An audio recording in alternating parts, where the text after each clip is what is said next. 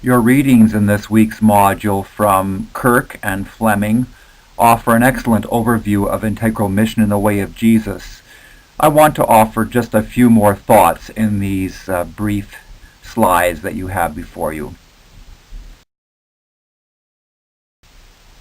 Andrew Kirk summarizes chapter 3 by stating that following in the way of Christ requires communicating the good news of Jesus and the kingdom, insisting on the full participation of all God's people in God's gifts of life and well-being, providing the resources to meet people's needs, and never using lethal violence as a means of doing God's will.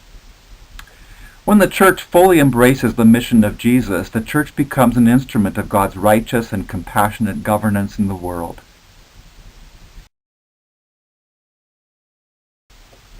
It is doubtful that the New Testament Christians ever made a distinction between evangelism and social action.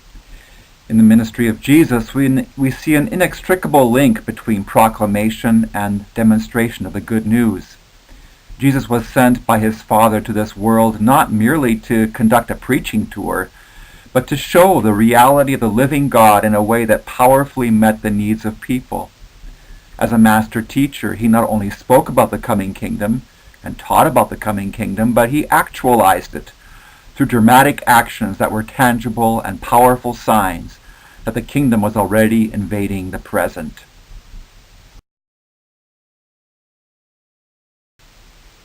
We read about the inauguration of Jesus' public ministry in the synagogue of Nazareth, where Jesus read from the prophet Isaiah and applied these words to himself.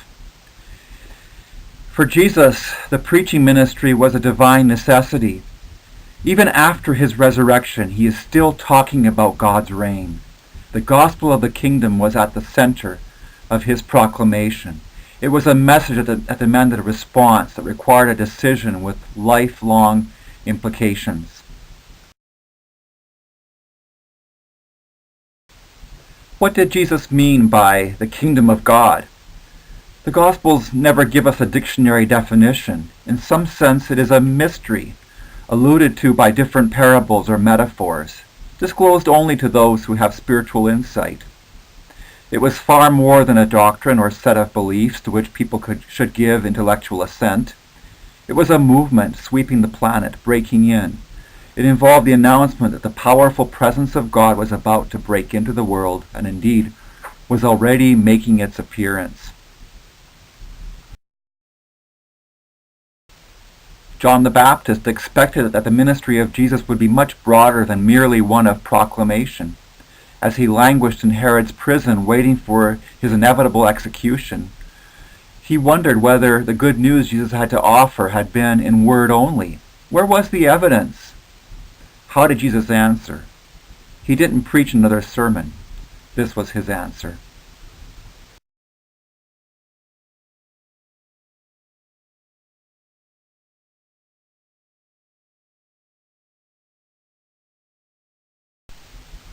Luke chapter 8 also demonstrates this close interconnectedness between proclamation and demonstration. In the opening verse, we find Jesus proclaiming the good news of the kingdom. But what follows in the rest of the chapter? First, there's the powerful preaching in the parable of the sower. Later, the stilling of the storm on Lake Galilee. Then the casting out of demons from Legion, a Gentile from Decapolis. Then the healing of the woman with a hemorrhage. And then the raising of Jairus' daughter from the dead.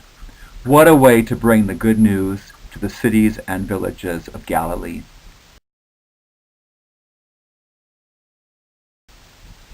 We see the same integrity of mission in the command or the orders given to his disciples as he sends them out 2 by 2 to the villages and the countryside of Galilee.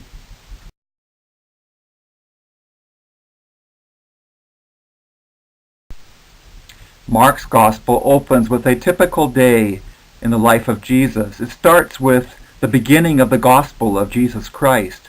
But in verse 14 and following, we see Jesus preaching the gospel of God. We see him calling people to respond by calling Simon, Andrew, James, and John to leave their fishing boats and join his mission. And then follows a series of incidents when he demonstrates the reality and power of the gospel. A man is delivered of an unclean spirit. Simon's mother-in-law is healed. Many others are healed of their sicknesses and demons are cast out. A leper is cleansed. A paralytic leaps to his feet in another context while Jesus is preaching in a crowded house. This was of particular significance as the healing indicated Christ claimed to have authority to forgive sins. Throughout the Gospel of Mark, we find a living demonstration that Jesus really meant what he said. He was demonstrating good news. You cannot take the verb evangelize out of its active and varied context without destroying a vital part of its meaning. It was never the bare proclamation of words. It was always set in action, not just signs and wonders, of course, but numerous examples of the love and care and compassion of the one who had come to bring good news. And this same integral tie is seen in the early church, which Fleming continues to document in his book.